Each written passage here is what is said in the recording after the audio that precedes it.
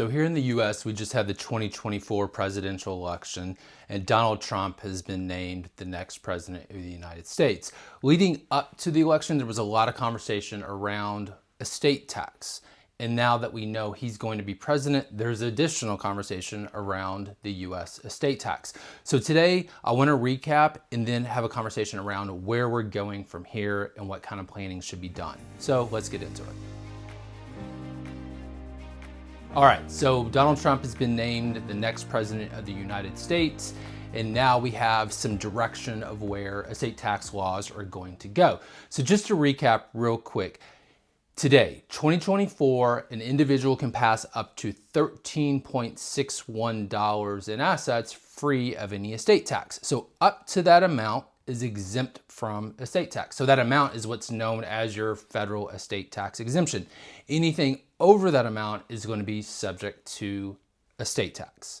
All right, so the Treasury comes out each year and says what the exemption amount is going to be. So it's indexed for inflation. So back in end of October, a few weeks ago, they released the numbers for 2025, and it's going to be $13.99 million in assets that will be free of any estate tax. Anything over it will be subject to that estate tax.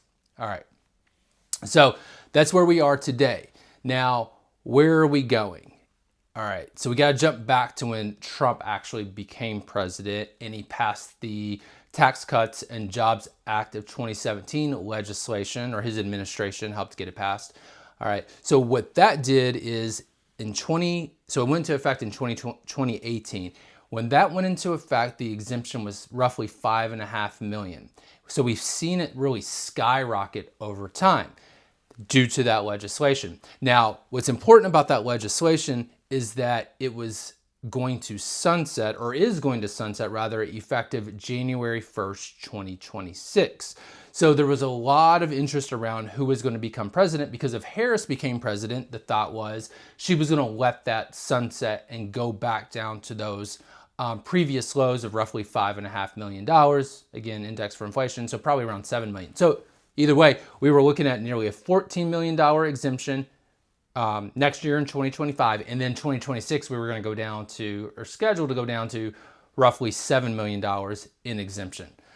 All right, but now that we know that he's going to become president, what is the thought? Well, it's still set to sunset unless he does something. So commentators are quickly coming out with new articles and content, and there's webinars and conferences, etc., about what's next. So the thought is that he will extend these laws. Now, that the concern is how long does he extend them? Does he extend them another 6 or 7 years, or does he actually try to make these laws permanent? And so I think most people are thinking that the next logical step is that he makes it permanent. So what's interesting about him becoming president is I think it's been announced that he also has full support, a Republican House and Senate.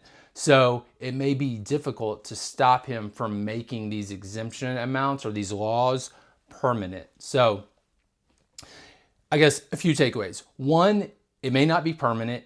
It likely is not going to sunset. It's likely going to continue to grow. The question is for how long. So if you are a high net worth client, you need to be cognizant of the fact that this is a moving target. Even if he decides to make these exemption amounts permanent, that doesn't mean that you're going to fall under that exemption amount. So you need to keep up to date on where these exemption amounts are going year after year after year.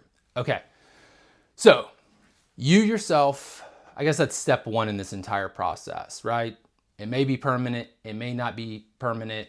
You need to keep up to date with it. Okay, but we do have an idea that it's probably going to continue to go up since Trump is in office.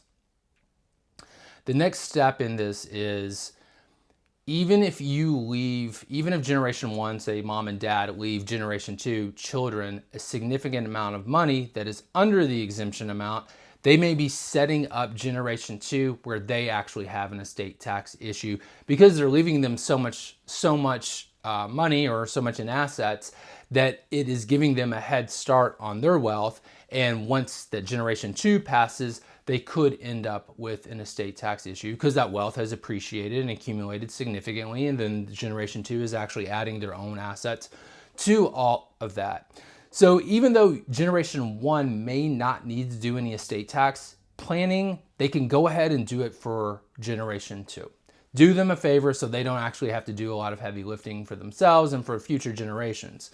So the way to do this is to put these assets in an irrevocable trust.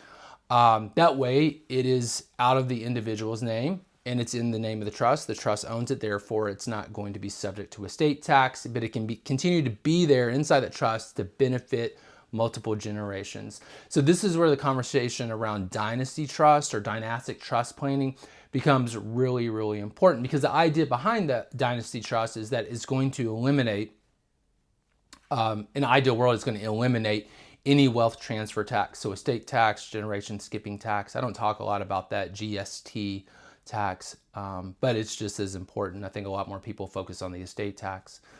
But anyway, so dynastic planning is an opportunity for generation 1 to set up generation 2 and future generations to avoid any type of wealth transfer tax.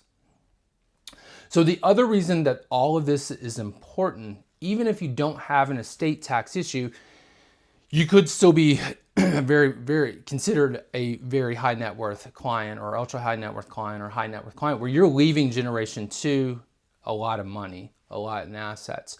You want to make sure that's protected, not just from estate tax, but any type of other issues.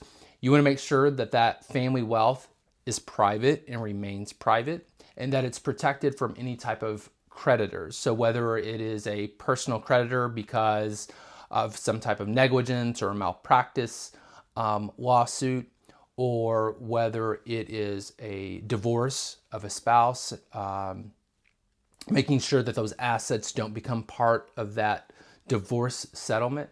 And the way to do that is with irrevocable trust planning. So even though the estate tax may not impact generation 1, the 2 takeaways from Trump becoming president is you still need to do estate tax planning for the future generations, and you're doing them a favor by doing it. And then also you're protecting assets from any type of personal creditor claims. So now that we have direction, we can still focus on what's most important without worrying about, a future date. A lot of people in the last 2 years, 3 years have been really worried about what's going to happen on January 1st, 2026 because of the sunset of these laws. But now we're not really as worried about it as much, but we still need to keep up to date to see where things are going to go.